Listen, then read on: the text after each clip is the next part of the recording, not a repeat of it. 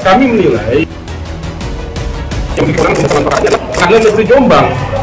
Nah, cuma kami menghitung 37 hari sebelum tahap 2 di tanggal 7, 37 hari kalau kita hitung mundur, itu ada dakwaan itu disebut sebagai sebuah fatwa Mahkamah Agung nomor 170 garing KMA garing SK garing 2022 tanggal 31 Mei.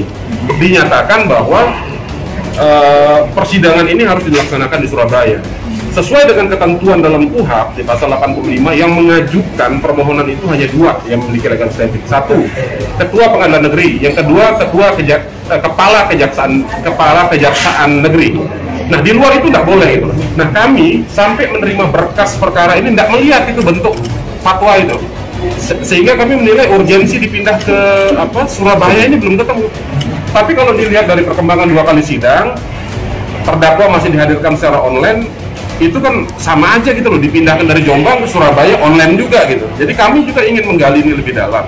Jadi ya itulah salah satu yang kami ajukan keberatan. Kemudian yang kedua adalah di mana dakwaan itu tidak cermat, tidak jelas, kemudian tidak teliti. Padahal dakwaan itu harus cermat, jelas, dan menguraikan peristiwa itu secara detail. Sehingga hakim tidak kebingungan membaca, kami juga tidak kebingungan dalam menilai dakwaan yang menjadi induk untuk adanya tuntutan nanti ketika memang pasca putusan selah. Kemudian terdakwa juga memahami apa yang dimaksud dengan dakwaan itu yang 2 poin penting yang kita harapannya nanti putusan selah gimana? Hakim mengabulkan terus terdakwa bebas atau ya kalau harapan ya pasti kita berharap bahwa memang apa yang kita ajukan dalam eksepsi itu dikabulkan.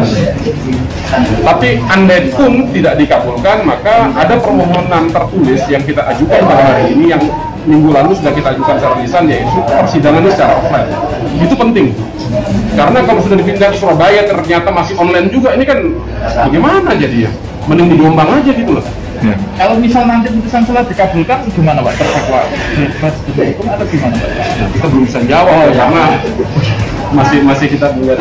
Alasan kembali sejauh ini yang konfirmatif karena alasan apa? Kalau dari jaksa umum ngomong minggu lalu, alasannya satu, ada alasan COVID gitu.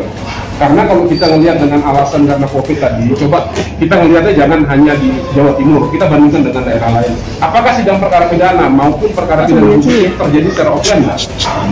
Untuk menggali ini lebih detail harus offline. Apalagi sidangnya tertutup, jadi tidak perlu ada kekhawatiran kalau bus begini datang ke sini ada gonjangannya, tidak perlu. Kalau memang ada kekhawatiran kayak begitu, mending di Jombang dan online dari Jombang, nggak apa-apa. Ini udah sampai Surabaya, masih online juga kan, jadi tanda tanya besar gitu.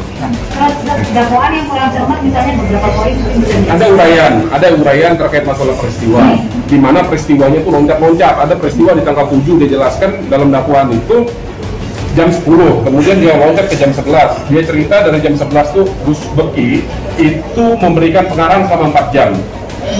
Tapi uraian peristiwa 4 jam itu hilang gitu. Dia loncat peristiwa 10 hari kemudian di 4 jam, di jam 23.30 tengah malam gitu.